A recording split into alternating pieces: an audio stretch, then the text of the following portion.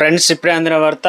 LPG gas cylinder booking పైన కొత్త మార్గదర్శకాలు ప్రకటన అంటూ లేటెస్ట్ అప్డేట్ అయితే రావడం జరిగిందండి. సో వివరాలు ఏంటనేది కూడా వీడియోలో తెలుసుకుందామండి. వీడియోని చివరి వరకు చూడండి, అర్థమవుతుంది అనమాట. మొదటిసారి ఛానల్ వస్తే తప్పకుండా సబ్స్క్రైబ్ చేసుకోండి. చూస్తున్నారు లైక్ చేయడం మర్చిపోతున్నారు, వెంటనే లైక్ చేయండి. వీళ్ళకైతే వెళ్ళిపోదామండి. వీళ్ళు వచ్చేసి మొత్తం 3 అప్డేట్స్ అయితే ఉన్నాయి. ఒకటి తెలంగాణ, రెండోది ఆంధ్రప్రదేశ్, ఇక మొత్తానికి గ్యాస్ సిలిండర్. అదేవిధంగా ఇప్పుడు మనకు పశ్చిమాసియాలో ఏం జరుగుతుంది? ఉద్రిక్తుల నేపథ్యంలో ప్రపంచం దేశాలతో పాటు భారత్లోనూ చమురు, గ్యాస్ సరఫరాపై కొరత ఏర్పడిన విషయం తెలిసిందే కదా. అయితే దేశవ్యాప్తంగా చమురు, గ్యాస్ కొరత ఉన్నట్లు కూడా తెలుస్తుంది.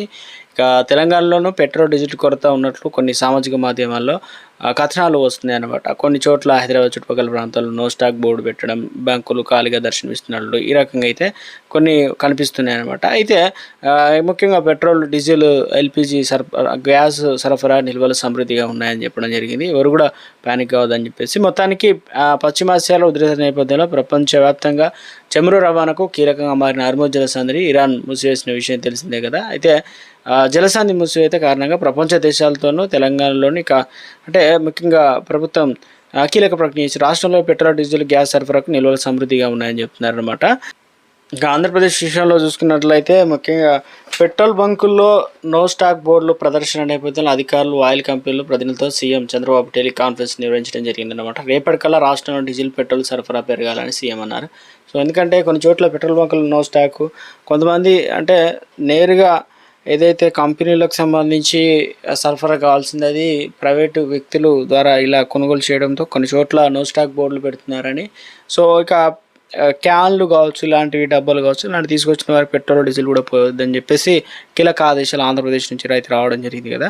సో ఇక అలాగే బంకులు క్రెడిట్ ఆప్షన్ ఎందుకు ఇవ్వడం లేదని ఇక హెచ్పిసిఎల్ అంటే ఐఓసిఎల్ పీసీఎల్ ప్రతినిధులను నిలదీశారు. ఇంధన ప్రయోజనం ప్రజలు ప్రభుత్వాన్ని ఇబ్బంది పెడితే అనుమతుల విషయంలో పునరాలోచన వస్తుందని సీఎం చంద్రబాబుని అయితే హెచ్చరించడం జరిగింది. తనకు నివేదిక వద్దని, రేపటిలోగా ఎక్కడ నో స్టాక్ బోర్డులు కనిపించవద్దని చెప్పేసి.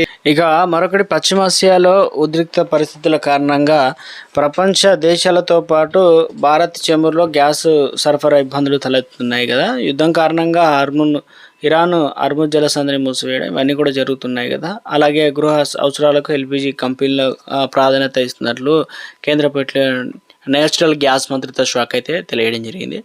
సో బుకింగ్ సంబంధించి ఆన్లైన్లో గ్యాస్ సిలిండర్ బుకింగ్ 99% చేరుకున్నాయని చెప్తున్నారు. ఓటింపు ఆధారిత డెలివరీ 94.5% చేరినట్లు చెప్తున్నారు. అదేవిధంగా అంతేకాకుండా పిఎన్జి కనెక్షన్లు సంఖ్య దేశవ్యాప్తంగా సుమారు 8 లక్షలు చేరినట్లు కూడా వివరించే ప్రయత్నం చేయడం జరిగింది అనమాట. సో కేంద్రంలోనూ సరఫరా నిలిచిపోలేదని, అన్ని రిఫైనరీ పూర్తి సామర్థ్యం పనిచేస్తుందని చెప్తున్నారు. సో మనకు మే 1 తారీఖు నుంచి ఎల్పిజి సిలిండర్ బుకింగ్ రూల్స్ అనేది మార్పులు అయితే వస్తుందని స్పష్టం చెప్తున్నారు. కొత్త రూల్స్ బుకింగ్స్ ప్రభావం చూపుతున్నాయని చెప్పేసి తెలుస్తుంది అనమాట. మే 1 నుంచి 2026 గ్యాస్ సిలిండర్ ధరల్లో మార్పులు అయితే రానున్నట్లు చెప్తున్నారు. అలాగే గ్యాస్ సిలిండర్లో మార్పులు రానున్నాయి. ఇక ఏదైతే గ్యాస్ సిలిండర్ బుకింగ్లో 25 రోజుల గ్యాప్ ఖచ్చితంగా ఉండేలా చూస్తున్నట్లు సమాచారం అయితే రావడం జరిగింది. ఓటీపీ బేస్డ్ డెలివరీ వ్యవస్థను ఇకపై పర్మనెంట్ చేయబోతున్నారు. ఈ రూల్ అనేది ప్రకారం నమోదు చేసుకున్న మొబైల్ నెంబర్కి ఓటీపీ వెళ్తుంది.